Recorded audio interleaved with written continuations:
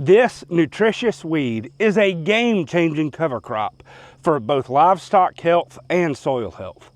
I'm Rob from Dowdle Family Farms, and I'm on a mission to grow more livestock feed on our farm for our pigs and our cows. You see, we graze our pigs on cover crops to improve the quality of our pork, to drastically reduce our grain costs, all while we improve the soil. And in that mission, chicory has become a major component of our operation. Now you may be asking, what is chicory? Now some people will tell you that it's a weed, and indeed I've received a couple angry comments on other YouTube videos claiming that chicory is a noxious weed and should never ever be planted.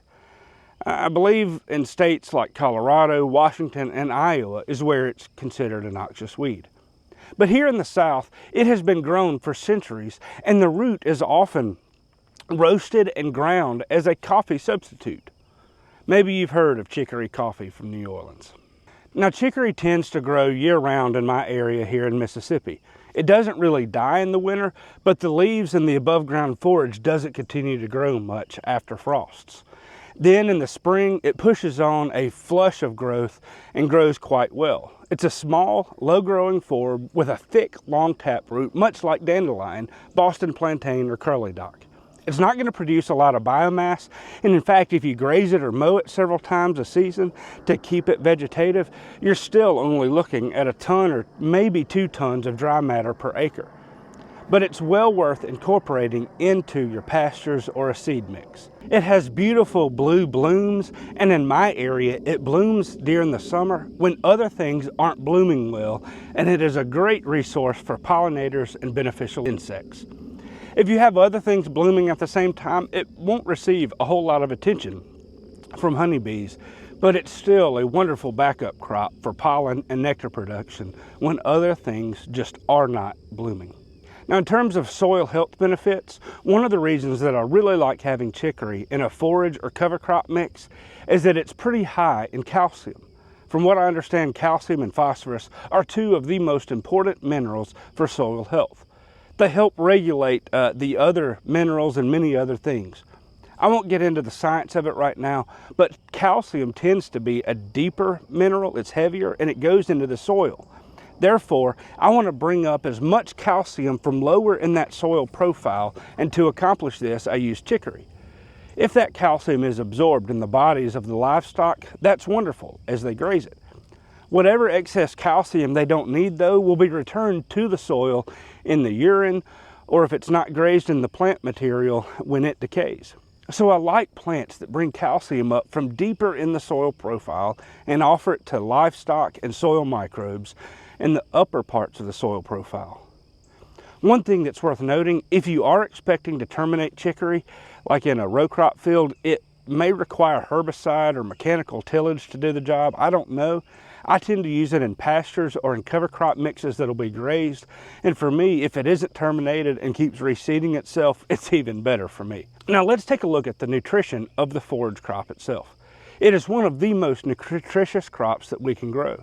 I've struggled to find a lot of the information on nutritional properties of chicory, especially as it relates to the amino acid profiles for pigs.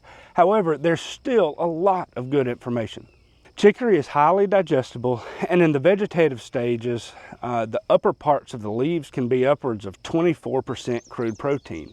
It has good concentrations of calcium, potassium, magnesium, manganese, sodium, iron, zinc, and many others. It also has a lot of phytochemicals that help improve soil health. It is a powerhouse of nutrition that helps the body heal in a lot of different ways. Chicory root has a lot of inulin, which serves as a prebiotic. In fact, 68% of the dry weight in the roots is inulin. Inulin is a soluble fiber, and it helps keep the immune system functioning. It helps the body more readily absorb nutrients like calcium, but it also improves overall health. Further, inulin has been shown to reduce boar taint. Now, if you aren't familiar with boar taint, male uncastrated pigs of breeding age are called boars. Not wild boars, but just boars. They can have a foul stench or taste to the meat. It's not observed by a lot of people, but this is one of the reasons we castrate pigs. Further, Inulin helps increase gut health and increases good bacteria and reduces bad bacteria. Now, it also has some anti-helminthic properties.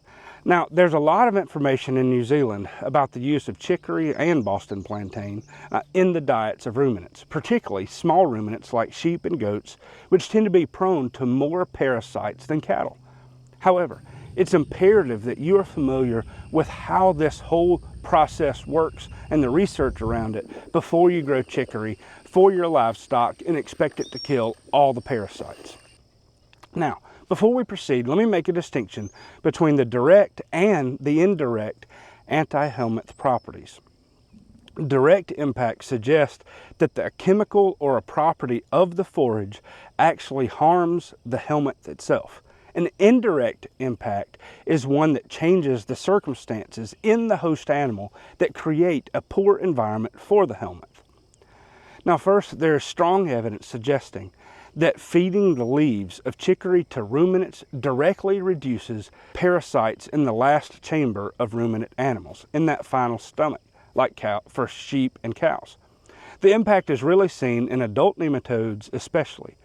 This evidence has been observed in the field in New Zealand and especially in labs. Scientists have taken the chemicals from chicory leaves and exposed the chemicals directly to parasites in vitro outside of the host body, and it killed the parasites within 4 hours. They tested it against medium stomach worms and roundworms in cattle, and then in pigs they tested it against large roundworms and nodular worms. Second, in terms of indirect impact on swine helminths, pigs were fed about a third of their diet with dried chicory roots. Scientists observed that fewer fecal egg counts and worm burdens with nodal worms, and also reduced larval counts in large roundworms in the pigs that consumed the chicory root. They assumed that the inulin was a prebiotic that prompted the pigs to create an environment that was not conducive to the parasites for the pigs. If you're wondering why I'm going into this much detail, there is strong evidence that chicory has good properties to help fight parasites. It's worth planting for this reason. However, just know that the animals that are tested in these trials are also fed large volumes of chicory, sometimes up to 70% of their dry matter intake per day. That is a lot of chicory. So don't rely on chicory as a sole treatment for worms. There's still a lot of work to do on this. Continue practicing rotational grazing, hygienic practices, etc. Before we talk about planting chicory, it's worth talking about how we graze it. Now, sheep may graze it differently, and I have about as much experience grazing sheep as I do being a tightrope walker in a circus. So I'm going to focus on cows and pigs. Chicory isn't going to be a favored forage for cows. They will graze it, and occasionally they'll even seek it out in the pastures. But they only want so much of it. So don't plant all your pasture in chicory and expect the cows to eat it. It's pretty bitter, and it can have some anti-nutritional properties like tannins if grazed in really large volumes. So you don't want a pure field of chicory. Plus, it doesn't produce as much dry matter per acre. You won't get as much forage productivity in pure stands. Now, I think the cows seek it out for the minerals in the forage, but they do like it. Now, pigs will graze the fire out of chicory. In fact, I planted it last year here in the fall with clovers, peas, ryegrass, brassicas, cereal rye, and other cool season cover crops. And I have grazed it over the last several months. And the pigs ate the forage, but then they got to the point where they rooted the chicory up and ate the roots. I was shocked. At first, they ate the leaves a little bit, but a few days into the paddock, the pigs rooted up the roots and ate it all. If you have too much chicory, I'd suggest putting hungry pigs on it in a relatively tight spacing, and they will clean it up for you. Now, if you look carefully in this field behind me, there is chicory growing here. In this paddock right here where I had the pigs, I did not give them quite as long a time, but they still annihilated a lot of the chicory. And over here in another paddock, in the next paddock over, it was mostly chicory in that paddock, and the pigs tore it up. There's hardly any growing right now. They're not going to completely get rid of all the chicory, but they will do a lot for it. Now, in terms of swine nutrition, I need to set a specific amount of amino acids for the pigs to grow well. That means I need diverse, high-protein forages, and chicory is one component in my diverse feed mixes. Even though the pigs graze it, it isn't a high-volume feed, but nor is it a perfect feed. But it's a good feed in the mix. The easiest way to seed chicory is to frost seed it like you do with clovers in your pasture as the soil freezes and thaws. But you can also plant chicory by broadcasting it on bare ground in cold weather. Another option is to broadcast the seed where you feed hay. I actually started some of it in our pastures by throwing some seed on a spot where we had fed some bales of hay, and it grew quite well. Of course, you can put it in a no-till drill or a grain drill as well, so long as you don't plant it too deep, like 1/4 to 1/2 inch is the most. Now, though I've planted it deeper with other seeds in a mix that can help break through that depth, I don't recommend it. Most of the time, I've dished the soil and just broadcast the seed on top of the dished soil, and that was enough. It's a small seed, so just be careful not to plant it too deep. Now, we can plant it just about year round, like clovers and frost seeding in January and February, but in the fall, it puts on some growth, and then in the winter, it puts on root growth, and then there's a flush in the spring and summer. Seeding it in the winter works too, through frost seeding as well.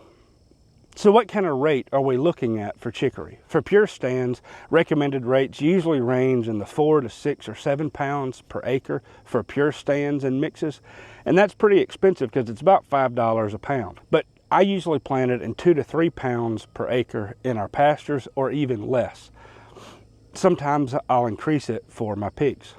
Now, chicory is a great option to seed into your pastures to add some diversity, especially when you mix it with clovers. In our fescue's pastures, it has helped a lot in terms of providing diversity and offsetting the impacts of grazing tall fescue. In cover crop mixes, it adds a lot of value as well. Just remember that it can be difficult to terminate because of the root that survives throughout the years.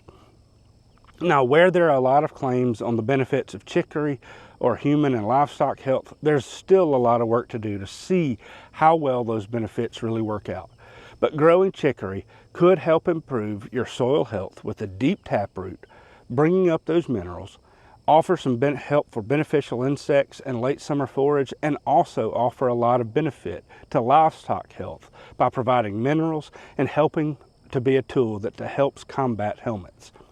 If you found this video helpful, please share it with others that you think will get some value out of it as well. And let me know in the comments what you think about chicory. Is it a weed in your state? Has it performed well for you? Take care, and we'll see you next time.